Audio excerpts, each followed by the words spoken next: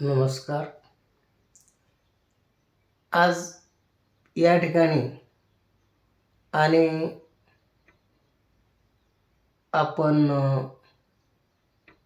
श्रीमद भगवद्गीता आणि गीतेवर श्री ज्ञानेश्वर माऊलींनी जी म्हणून आणि टीका केली अशी ज्ञानेश्वरी किंवा भावार्थ दीपिका आणि तिच्या प्रथम अध्यायातील आणि आपण थोडक्यात विचार करणार आहोत.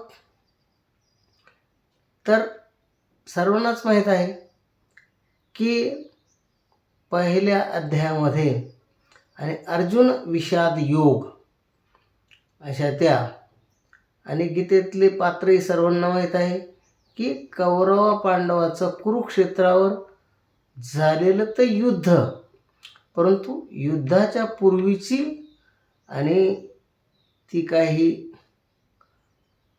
परिस्थिती किंवा युद्ध सुरू होण्याच्या पूर्वीची आणि ती जी काही व्यूहरचना आणि ती या अध्यायामध्ये आणि वर्णन केलेले आहे. तर एकूणच की धृतराष्ट्र अंध असल्यामुळे, अंध म्हणजे चर्मचक्षूंनी तर अंध होताच, परंतु ज्ञानानेही खरोखरच आणि मोहापोटी इतका काही अंध झाला होता की तो त्या आणि दिव्यदृष्टी असलेल्या संजयाला आणि विचारू लागला की या ठिकाणी म्हणजे त्या कुरुक्षेत्रावर आणि कितीतरी योजनांतरावर असलेल्या त्या कुरुक्षेत्रावरची परिस्थिती की सध्या तिथं काय चालू आहे त्याचं मला आणि योग्य असं आणि वर्णन कर सांग. आणि त्यावर मग संजय सांगू लागला की अगोदर आणि त्याने म्हाताऱ्याला खुश करण्यासाठी आणि कौरव सैन्याबद्दल, दुर्योधनाबद्दल किंवा दुर्योधनाच्या सेनेत आणि पितामह भीष्म, गुरु द्रोणाचार्य, कर्ण आणि असे मोठमोठे योद्धे की जे आहेत की त्यांच्यासमोर पांडवांचा निभाव लागणं शक्य नाही असं म्हणून म्हाताऱ्याला खुश केलं. परंतु लगेच नंतर दुसरी ही बाजू पांडवांची की पांडवांकडे सुद्धा आणि कशी व्यूहरचना केलेली आहे तर ती सांगितली. आणि दुर्योधन त्या ठिकाणी गुरु द्रोणाचार्यांना आणि काय म्हणतो की पहा पहा पहा की तुम्ही तयार केलेले ते पांडव सैन्यातले आणि ते शूरवीर पहा. आणि असं म्हणून तो असा थोडासा खोचकपणे आणि बोलू लागला.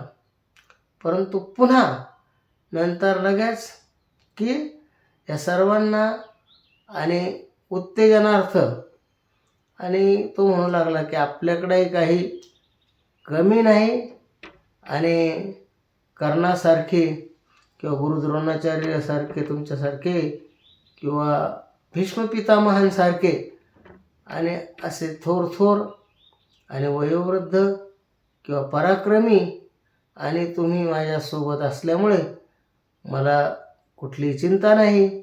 आणि असं म्हणून मग त्यांनी त्या ठिकाणी त्यांचे शंख आणि फुंकून आणि असा जोरदार असा आवाज केला की देवांनासुद्धा वाटायला लागलं की प्रलय काल आला की काय.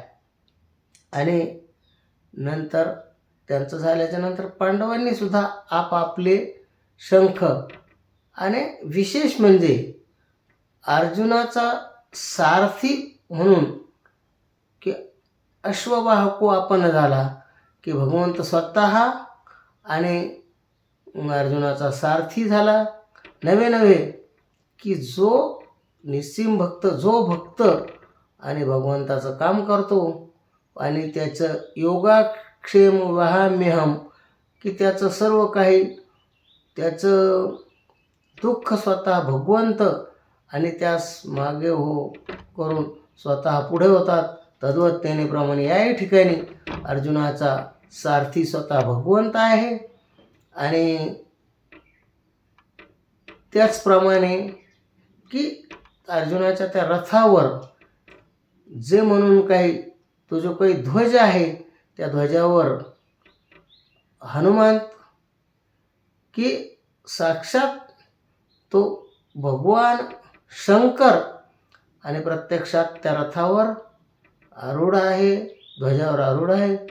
आणि अशा त्या दोन्ही सैन्याच्या त्यांनी आणि श्रीकृष्णानेही आपला शंख वाजवला आणि भीमसेन किंवा सर्वच पांडवातील आणि सर्व तिन्ही सैनिकांनी आपापले शंख वाजवले. आणि खरोखर आता या पृथ्वीचा नायनाट होतो की काय असं वाटू लागलं. देवसुद्धा आणि घाबरून गेले.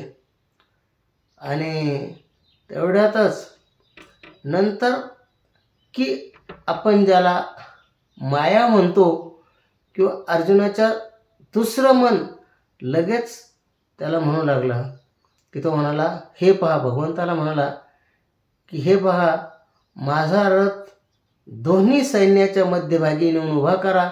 तो कशासाठी म्हणाल तर मला माझ्याशी आणि कौरव मुळातच युद्ध करण्याचे हौसे आहेत, परंतु ते युद्धात धीर धरीत नाही.